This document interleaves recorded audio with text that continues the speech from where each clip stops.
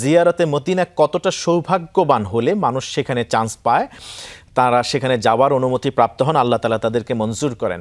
আমরা দেখেছি যে মক্কাতুল মুকাররমায় হাজরে আসওয়াদকে চুম্বন করা নিয়ে প্রতিযোগিতা হয়ে থাকে। সেখানেও দুনিয়া যেহেতু একমাত্র জায়গাটা যেটা জান্নাতের আবহাওয়া বিরাজ করছে, রিয়াজুল জান্নাহ আছে, সেখানেও দুনিয়া থেকে জান্নাতের স্বাদ নেবার কার না ইচ্ছা থাকে। তাই সেখানে কত সহজে আমরা পৌঁছতে পারি, কি সিস্টেম অবলম্বন করা যায়, কখন বেশি আল্লাহ তাআলাকে বেশি স্মরণ করা যায়, সেখানে গিয়ে আল্লাহ রসুলের পাশে গিয়ে সালাত ও সালাম পেশ করা যায়, এই বিষয়ে যদি আপনি একটু তুলে ধরতেন। আর পাশাপাশি যদি একটা বিষয় ক্লিয়ার করতেন যে অনেকেই বাধা দিয়ে থাকেন, বলে থাকেন, নিরুৎসাহিত করে থাকেন যে হজের সফরে গেলে, ওমরা সফরে গেলে মদিনায় যাওয়ার দরকার নাই, এই বিষয়টাকে আপনি কিভাবে ব্যাখ্যা করবেন প্লিজ?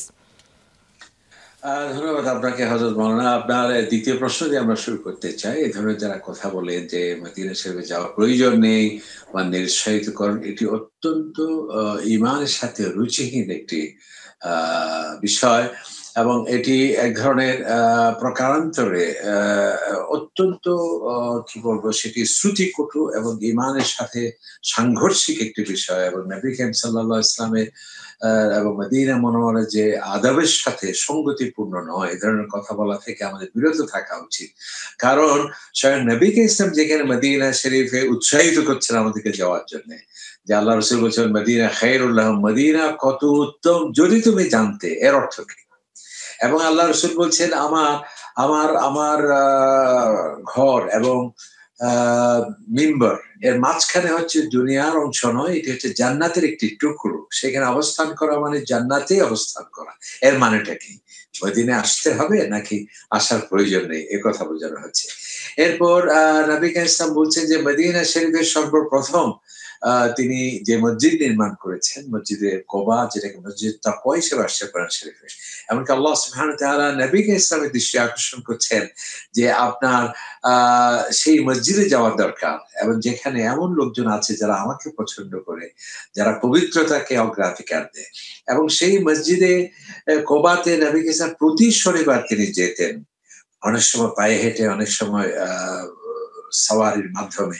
এবং আল্লাহ রাসূল তিনি ঘোষণা দিয়েছেন যে আমার এই মসজিদে কোবাতে এসে কেউ যদি 2 রাকাত নামাজ পড়ে, তাহলে একটি ওমরা হজের, অর্থাৎ ইহরাম করে, তাওয়াফ করে, সাই করে, চুল কেটে যে ওমরা করতে হয়, সেটা একটি মকবুল ওমরার সওয়াব সে পেল যে মসজিদে কোবাতে এসে 2 রাকাত নামাজ পড়লো। তাহলে এর মানেটা কি? এমনকি নবী করিম সাল্লাল্লাহু আলাইহি সাল্লাম এটাও বলেছেন যে তোমরা ইবাদতে উদ্দেশ্যে কেবল 3টি জায়গায় যেতে পারো। একটি হলো আল্লাহর ঘর, আরেকটা হচ্ছে মসজিদে আকসা, এবং আমার এই পবিত্র মসজিদে নববীতে। এমনকি মদিনা শরীফে আমরা আপনি দেখতে পাই যেখানে উহুদের যুদ্ধ, শুহাদায়ে উহুদ যেখানে আছেন, সৈয়দুশ শুহাদা হযরতে হামজা রাদিয়াল্লাহু তাআলা আনহু, নবী ইসলামের প্রিয় চাচা। সাধারণত আমরা দেখি যে জানাজা হয় একবার, নবী ইসলাম ওনার দাফনের আগে তিনি জানাজা পড়েছেন, এমনকি দাফনের পরও তিনি একাধিকবার জানাজা পড়েছেন। এমনকি নবী ইসলাম প্রায় সময় তিনি সেই উহুদের ময়দানে যেতেন এবং তাদের জন্য দোয়া করতেন। তার মানে এটা কোথায়? মদিনা শরীফে। এক্স্যাক্টলি। আপনার এই আলোচনার মাধ্যমে আমরা যেটা বুঝতে পারলাম যে আসলে মদিনা একটি উর্বর জায়গা, যেখানে জিয়ারার উদ্দেশ্যে ভ্রমণ করলে সওয়াব নিহিত আছে, এবং আল্লাহ রাসূল বারবার বিভিন্ন ইস্যুতে উদ্বুদ্ধ করেছেন মুসলিম উম্মাহকে যাতে করে আমরা জিয়ারতে যাই। আল্লাহ তাআলা আমাদের তৌফিক দান করুন।